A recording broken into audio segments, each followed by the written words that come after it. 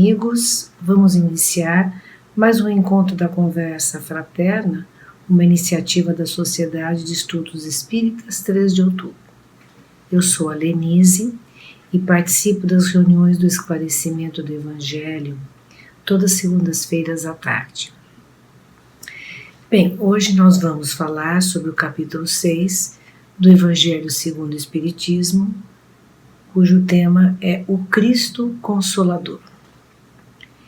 Essa mensagem de Jesus é uma das mais lindas, com certeza, pois ela vem carregada de muita esperança e consolo.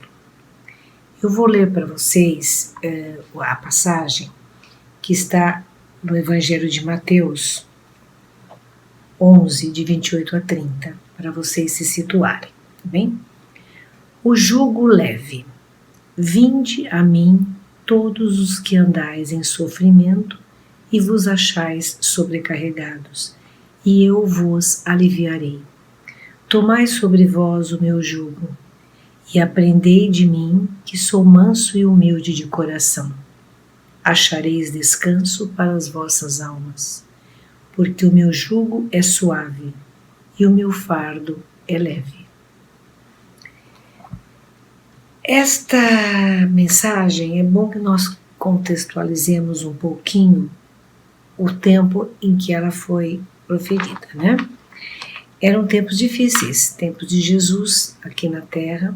O povo judeu, que Jesus e os apóstolos pertenciam, viviam na Palestina, e essa região ela estava sob o jugo do Império Romano. E o que é jugo? Jugo é submissão, domínio, obediência.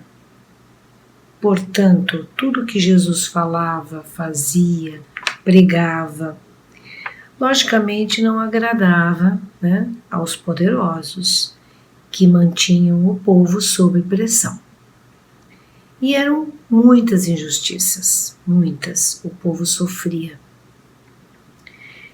E o povo era totalmente desprotegido pelas autoridades.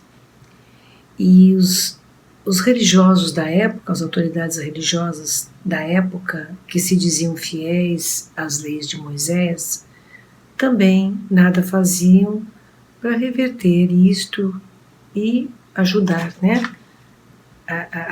aquela população.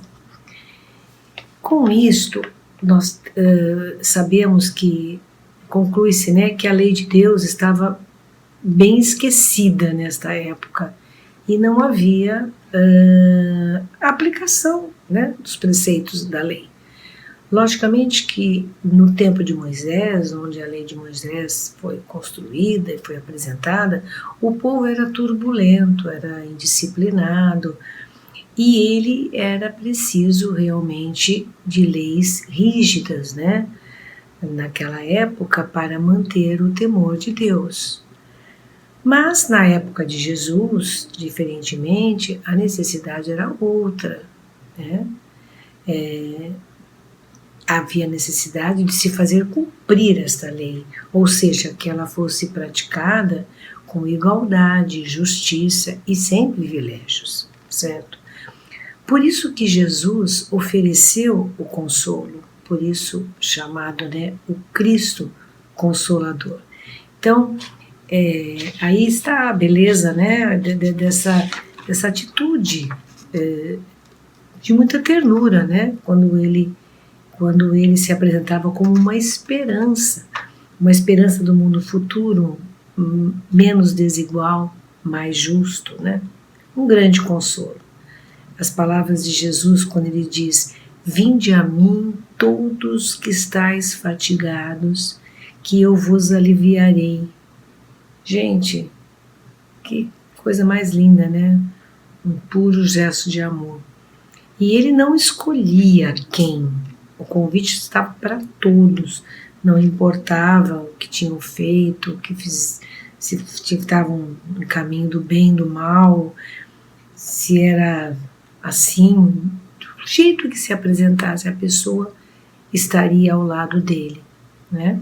Tanto é que Paulo de Tarso depois se converteu e era um soldado romano. Então, as palavras foram proferidas para todos e ouviram aqueles que foram tocados, né? A condição era simples, praticamente: amor e caridade, né? Qualidades morais. Quer dizer, não tão simples assim, mas, de qualquer forma, deveria haver uma mudança para se prestar atenção nessa questão do amor, na caridade e do próximo, né? Que era aquilo que se precisava na época. Precisava realmente de qualidades morais. Para isso veio o Cristo, não é isso?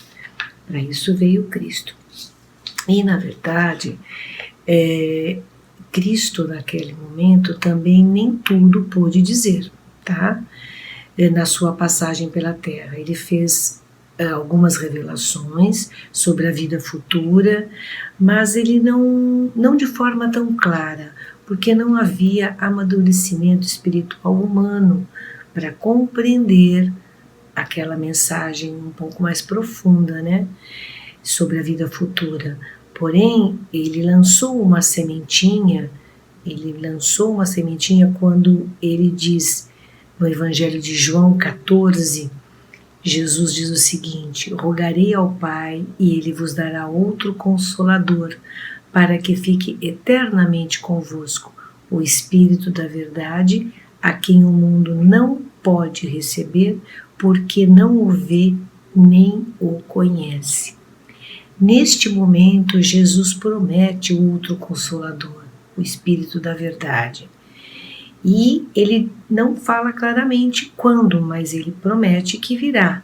E esta sementinha que ele plantou ali veio a germinar 1800 anos depois, na época das grandes descobertas da ciência, na época dos grandes filósofos e pensadores, na época de Kardec, onde o homem já tinha evoluído intelectualmente um pouco mais e teria condições de compreender a essência do Espírito da verdade, que é a doutrina espírita.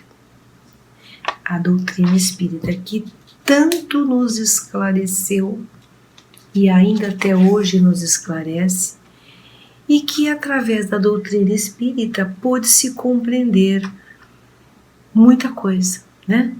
O Espiritismo, ele desvenda todos os mistérios sobre a vida e a morte.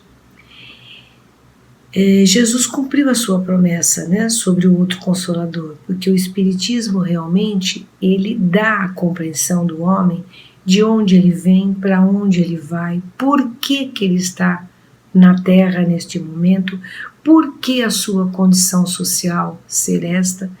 Então, há sempre uma compreensão maior dessas desigualdades sociais que temos e ainda existem, né? Mas hoje a gente já consegue compreender o porquê disso tudo. E isso é muito reconfortante, né? É algo assim que nos deixa assim preparados para enfrentar as dificuldades da vida. E por que o jugo, voltando à nossa reflexão do jugo leve, e por que o jugo de Jesus é suave, leve? Porque deve ter amor e caridade, que são duas virtudes que desencadeiam todas as demais. Então, o jugo se torna suave e leve porque ter amor e caridade só pode ter coisas boas, né? O jugo se torna leve porque é o entendimento de que nós temos que nos melhorar a cada dia, que é a reforma íntima. O jugo é leve e suave porque a gente compreende que a vida espiritual é a nossa origem, certo? Se torna suave também porque há uma aceitação, onde a gente entende que o sofrimento, há uma aceitação do sofrimento, porque o sofrimento é aprendizagem. Há um entendimento de que a vida material é passageira e não acrescenta. Então vamos nos desapegando, né? E assim, de forma leve e suave, né? O jugo de Jesus, com Jesus, a gente vai caminhando como se escalássemos uma grande montanha.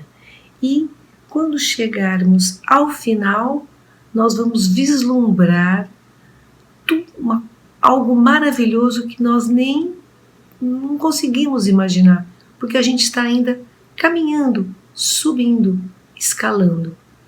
Então a gente tem que ter essa compreensão, ter a perseverança, né, meus amigos? Pensamentos voltados para o alto, pedir força e perseverança para a gente não desanimar, praticar o bem e a caridade sempre. E aí o nosso fardo vai ficando mais leve, a nossa existência mais feliz. Então essa é a lição de hoje, espero que vocês tenham compreendido e que possamos ser melhores a cada dia. Muito obrigada pela atenção, até mais.